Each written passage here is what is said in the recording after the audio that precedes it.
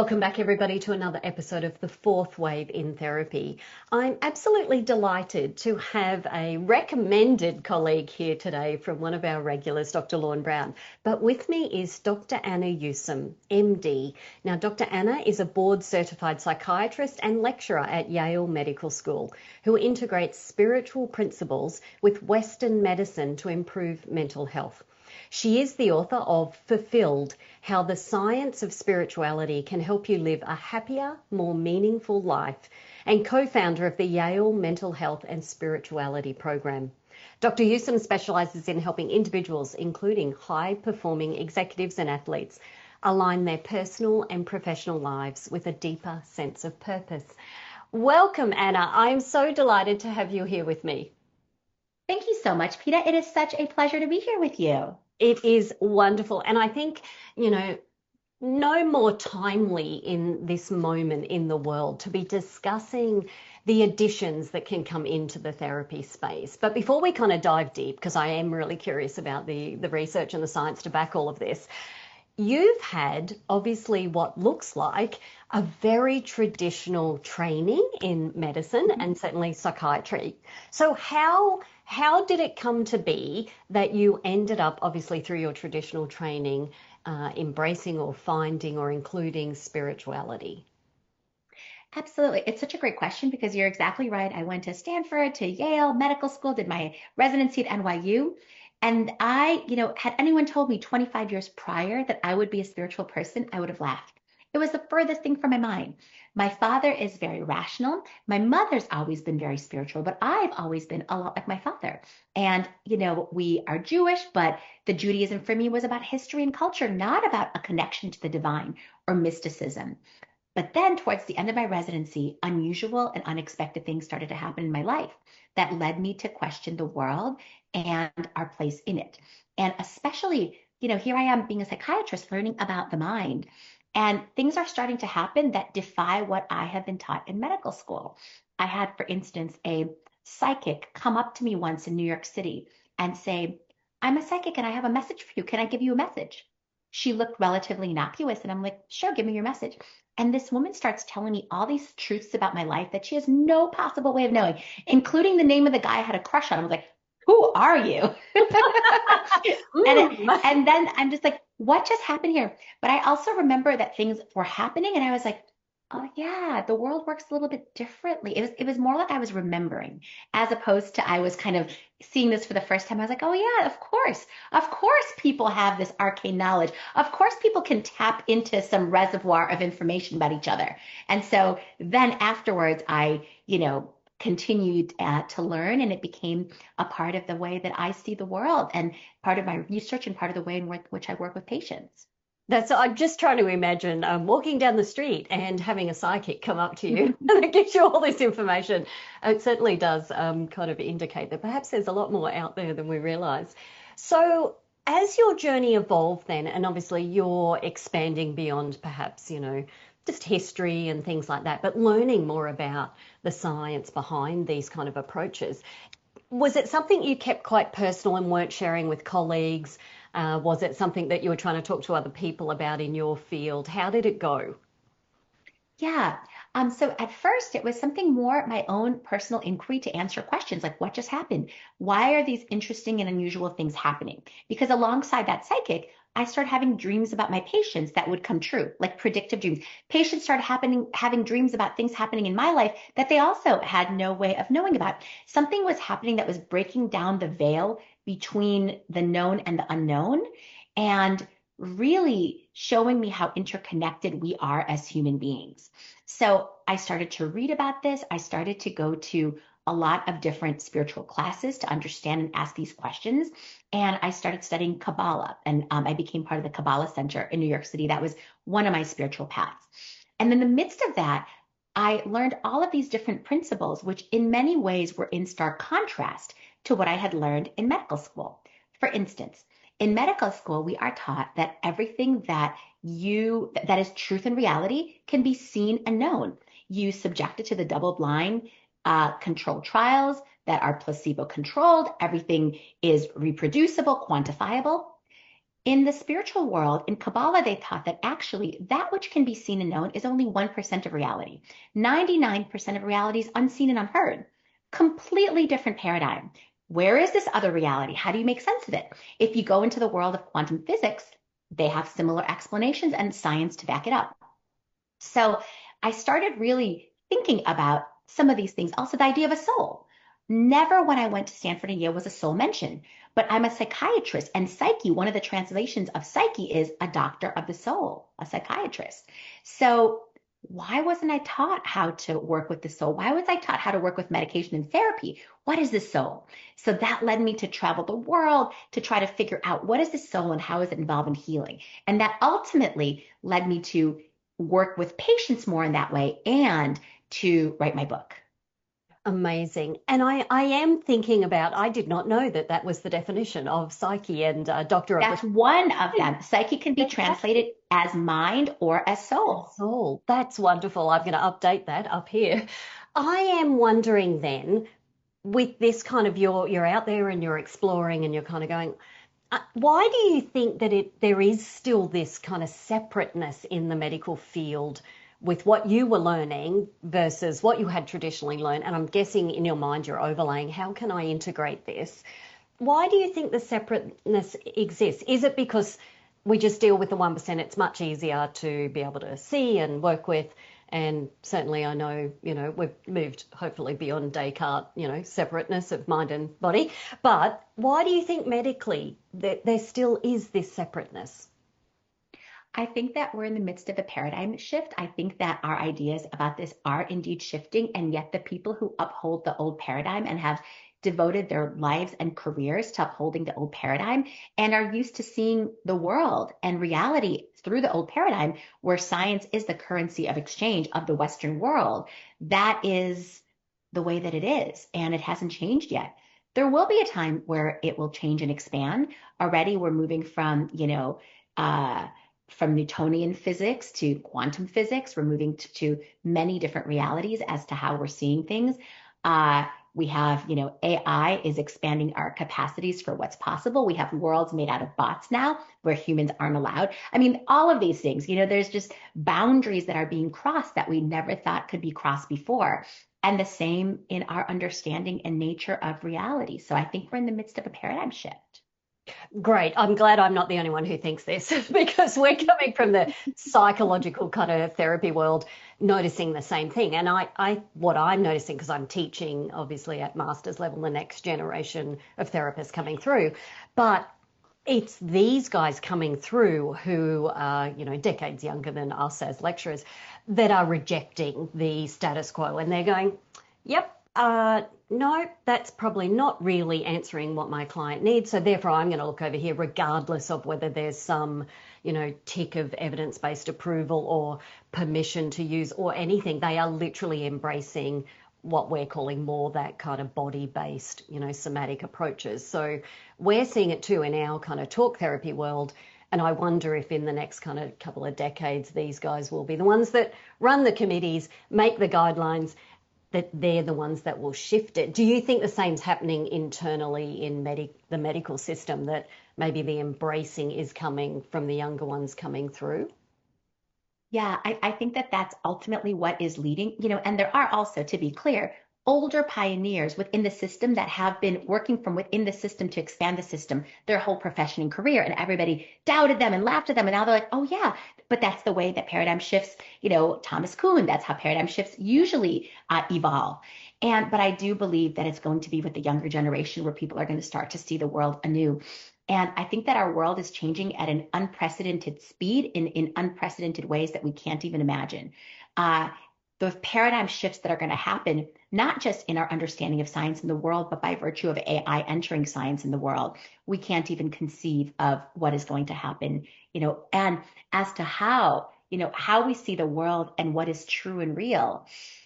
I think that we're going to begin to seek more and more evidence to validate frameworks of scientific or spiritual paradigms that mystics have been talking about for ages. I mean, that seems very cliche and mundane, but this is happening. This is what quantum theory, this is what a lot of some of the most renowned there's even a Nobel Prize given for quantum theory just 2 years ago. Yeah. So Yeah. things are starting to expand in a beautiful way.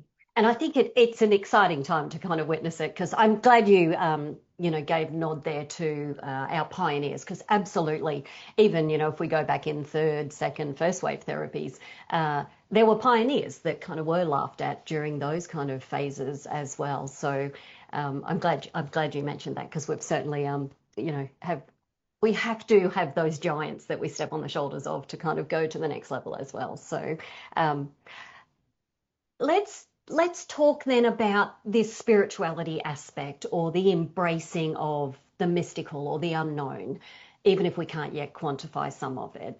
I know there's a building body of research around this, though, that shows including this in your life, embracing it, whatever you want to call it, absolutely has an impact on mental health. Can you give us some high level kind of ideas around this sort of, concept, and why would someone want to go off and explore a little bit of this in their own lives? Absolutely. And you can think about the science of spirituality in so many different ways. One of them is precisely what you said, that it's been shown over and over and over that individuals who embrace spirituality, whether spiritual beliefs or practices in their daily life, they have better quality of life, greater well-being. When you look at actually disease or health, it's, greater recovery from disease or even greater quality of life in cancer, no matter how severe the cancer is. Even if the cancer is super, super severe, if you have spirituality, your quality of life is better. It also shows that there's a certain, quality called spiritual health, which, whether you believe or not, that's whether you're spiritual or not, but spiritual health is something that can be cultivated. It's a quality similar to resilience. It's a maturity in the face of difficulty. The greater your spiritual health, the greater your quality of life. People who are able to overcome challenges, and where the challenges don't uh, completely topple them. We all have challenges in life, and we're going to have big challenges in life. And if you haven't had one yet, thank God. And hopefully you won't for a very long time. But the truth is, people die, hardships happen, horrible things happen in life. And the people who can overcome that aren't the ones with the greatest, most positive attitude. It's the ones who have that capacity, the strength, the resiliency to overcome, and are able to recognize that hardship is uh, it's a number of different qualities. First of all, it's not forever. It is time limited, and it's something over which you have control. And if you see it as those three things, it's a very, very powerful way of overcoming. So, but this is the thing, spiritual beliefs and practices, well-being, both physical and mental. That's amazing. So, can we define a little bit more? You mentioned those three sort of steps, which sounded to me more like a perspective taking, cognitive kind of way of thinking about, yeah, something big that's happened that you have to deal with. What is spiritual health, though? If someone's listening in and kind of going, all right, well, I definitely want to have a look at that in my kind of, pie chart of my life. Yeah. How do we define that? What does that mean? Absolutely. And so to be clear, spiritual, if you're spiritual, you either, believe in something greater, you don't believe in something greater. There's many different ways of that you can define spirituality. Spiritual health is a resiliency in the face of hardship, and it's also a maturity, a spiritual maturity, being able to communicate difficult emotions, being able to confront when you need to confront, being able to hear difficult news and be able to take it and actually feel your feelings, having coping mechanisms that you're aware of, being able to articulate the things that are most challenging for you. It's those kinds of things which are essentially emotional maturity and emotional intelligence put together with resiliency. And it's a concept that's very well defined and well delineated. So if someone were to go into Google spiritual health, you'll hear all about it. Oh, that's fantastic. Because it sounds very practical when you kind of list things out like Yes. that. It does sound like, and you said, it can be learnt. So if someone, Absolutely. In contrast to spirituality, some people that's a choice, and it's also learned. And and let's also define spirituality. A connection to something greater than oneself, whether that be to God, to source, to the universe, to Mother Nature, and it could be something internal and deeply personal, or it could be something external and transcendent beyond the self. But usually, it's concerned with some of the most important qualities in life: meaning, purpose, and how we live a good life. yeah, amazing. Um, I am thinking then you've got a patient in front of you, perhaps they've just received a diagnosis or something unexpected, and there's, an opportunity here to kind of talk about this kind of thing, maybe without knowing what their spiritual beliefs are. How do you go about knowing all the research, knowing this will really help them, knowing spiritual health will actually, predict perhaps, their recovery or coping? How do you go about raising the idea with someone that's sitting in front of you as a client or a patient? Yeah, it's a great question. And I feel like at this point I've marketed my practice to be a spiritual practice. And so I often don't need to market that to anybody else. They find me. And when they don't want that, when they want to focus more on the psychological aspects of healing, the medical aspects of the pharmacologic, that's all good too. My thing is about meeting people where they're at and being able to provide a whole array of options for healing, whether that be more holistic integrative, whether that be more traditional Western medicine. There's so many different ways to heal, and I certainly don't have a monopoly on what the right one is. I'm just there to be able to present that to people for them to choose what is right at a given time. And is it sometimes just a deeper conversation in traditional Yeah, and around meaning? You mentioned meaning making and definitely. I don't know, purpose of life. Definitely. Hmm. Yeah. Yes. Yeah. Absolutely, yes. And so that's also it's such an important point because sometimes we think of spiritual as in spiritual and religious, and sometimes it's precisely that. And sometimes people really, really want that in their healing. And there's actually data that only 10% of psychiatrists ask patients about their mental health, but 75% of patients want to be asked about their spiritual health, you Yeah. know? But when it also, comes to the other side, there's, spirituality, there's religion, but there's also secular spirituality, and secular spirituality is existential. It's purpose and meaning. It's a connection to something greater. It's being in flow with life. It's not having any of the religious affiliation and yet being deeply existential, important, and central to one's being, and by many considered spiritual, therefore. Yeah. I am thinking people listening in, perhaps, our audience are working with clients and maybe want to go off and explore some of this themselves before obviously making the offer to have these conversations. Maybe they're already having conversations with clients.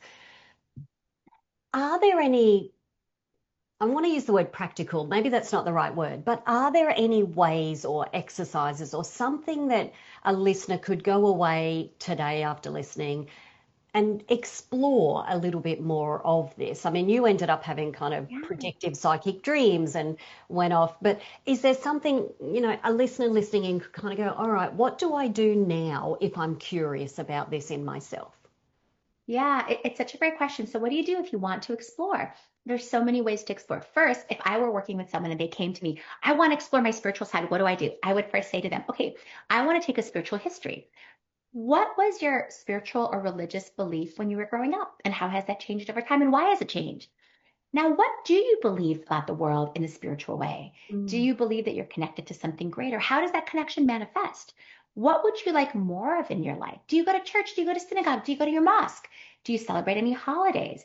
What spiritually is important to you? Did you get married in a Catholic ceremony? Do you have any gurus or people do you meditate? Is there secular spirituality that's a part of your life? Do you do yoga? Do you do breath work? Have you used psychedelic? Has that connected you to God or the divine?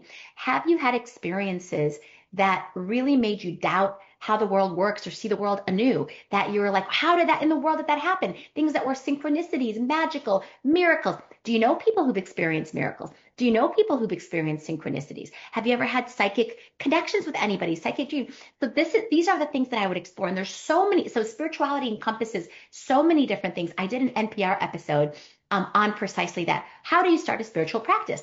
And there's a ton of things. The first thing would be to ask yourself these questions and journal about them and really try to get an understanding of what was my spiritual life? What is it now? And where would I like it to be? Is Mm. there any spiritual role models I have? And why are they my role models? Are there any deficits in my life that I have right now that I think or intuitively feel that spirituality can help me to expand in? And yeah, and why now? Why is now the time?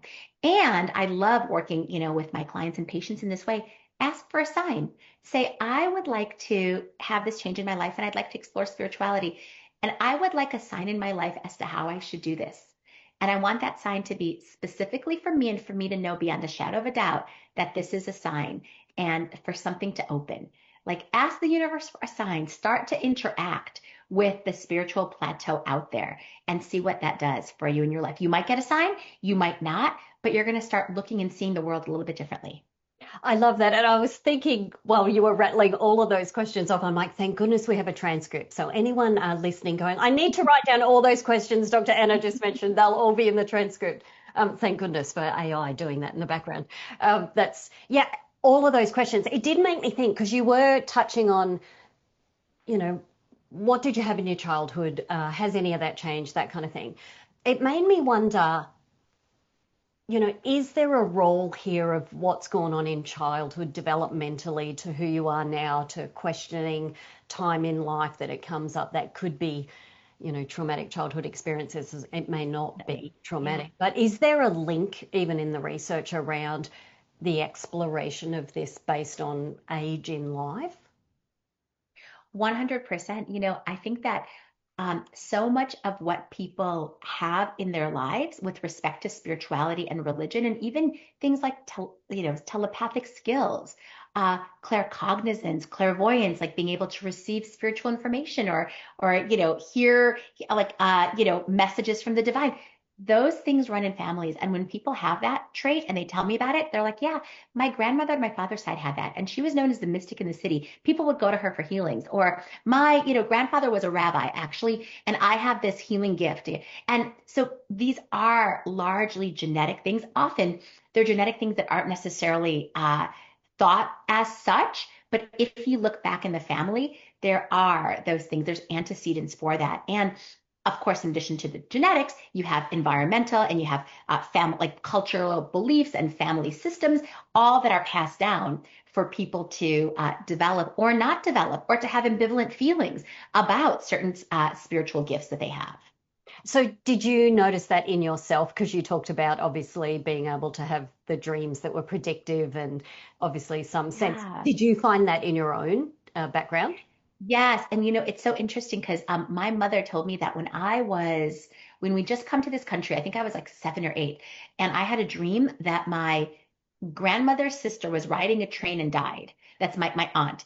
And actually, the day after, my grandmother, not her sister, was riding a train and had a stroke and died. And so my mother told me that I had this predictive dream. And I think that, we as children have all of these capacities.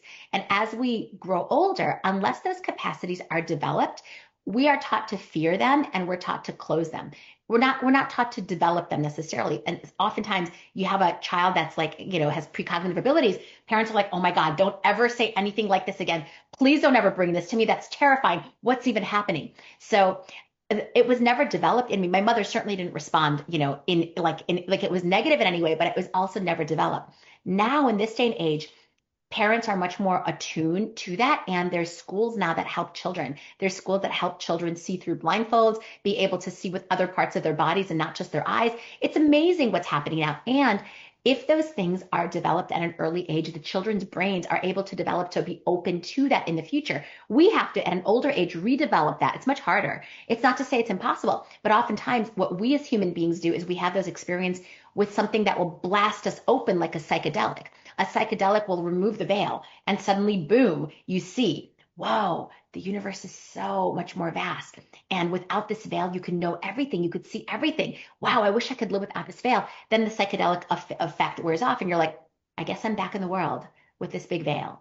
And so I hear this from my patients again and again and again in different ways with different, words, but that's the sentiment. Yeah, absolutely. And just a note, everyone, don't go off and try psychedelics by yourself. No, exactly, exactly. Yeah. Make sure And that, also in our country, in America, yeah. there is a legal psychedelic, and that's ketamine, and that is approved for treatment-resistant depression. So the majority of people who do this talk to me about ketamine, but there are other countries like in South America where things like ayahuasca and ibogaine, et cetera, are legal. And so I've had many patients with whom I've worked who've done a lot of other psychedelics, which are legal in other countries. Yes, and here in Australia, everyone listening in, we do have some approved psychedelics for refractory depression and things like Depression. that as Yes, well. So exactly. absolutely, explore Yeah. with your medical provider. Yeah, it's really curious because I remember reading the last book that Dr. Wayne Dyer wrote before he passed was a book that he wrote called, top of my head, Memories from Heaven, where he collected stories from his community, and it was based on his housekeeper at the time sharing about her grandchildren. She'd overheard them talking. They were very young, under the age of 5, siblings. And they were talking about where they came from. And she'd mentioned it to Wayne, and he was like, well, I wonder if anyone else in our community, they put a call out.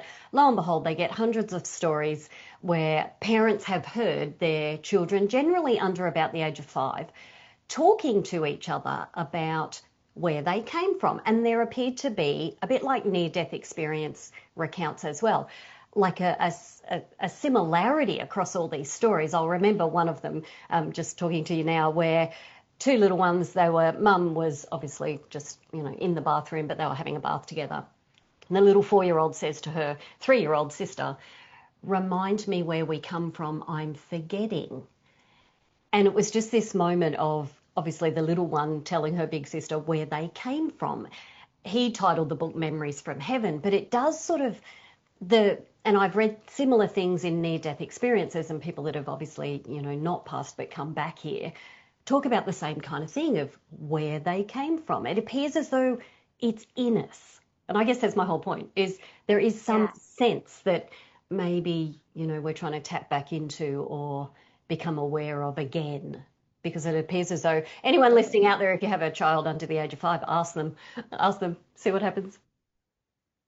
I think that that's exactly right. And I think that young children know and they feel that. And, there's been a lot of things studied in this regard. People remembering past lives, children remembering past lives, children remembering they were somebody in a past life and remembering where they had a birthmark, like very specific details of those past lives, and then that being verified. There's books written about this extensively. It's a very, we're talking about paradigm shifts. It's a very different paradigm than the paradigm in which we're living. We live in, this is our world and then we die. And maybe we have the concept of an immortal soul. That's certainly not a crazy concept in the majority of, Western religions, but do we come back? What is that like? Do we, have reincarnate? Do we have soul groups and soul families? And if so, how? And how do you know? And what do you, there's like all of this. And it's exciting. It's exciting. And also it's confusing. And we want to know and we want to gather information. And what control do we have, if any, over all this?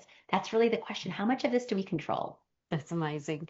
Dr. Anna, what is your hope for the future? Perhaps, we're talking about kind of fourth waves and what's happening and paradigm shifts.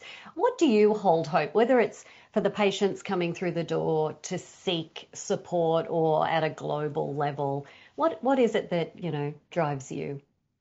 Definitely. So my whole profession is alleviating suffering. People come to me suffering in some way, shape, or form, whether suffering because of a transition,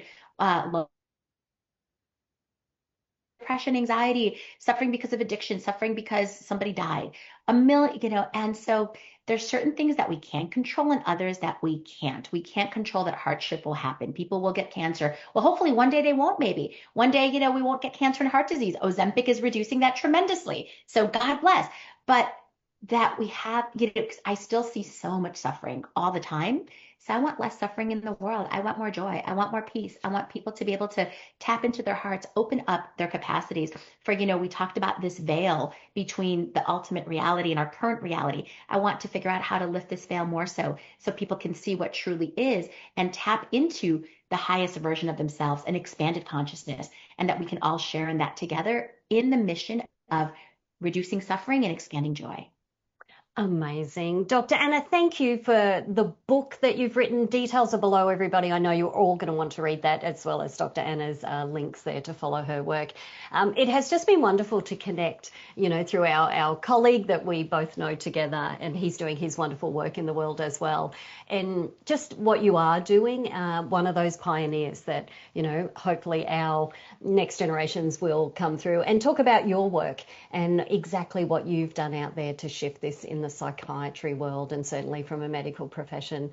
It has been an absolute joy to listen to you today, and hopefully everyone listening in might want to share with another colleague that perhaps is in the therapy space that might want to go off and have a read through those questions that Anna rattled off there.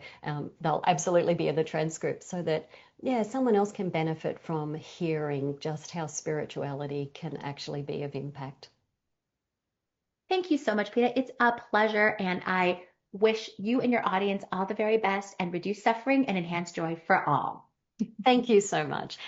Thank you, everybody. We look forward to seeing you again in another episode of The Fourth Wave in Therapy.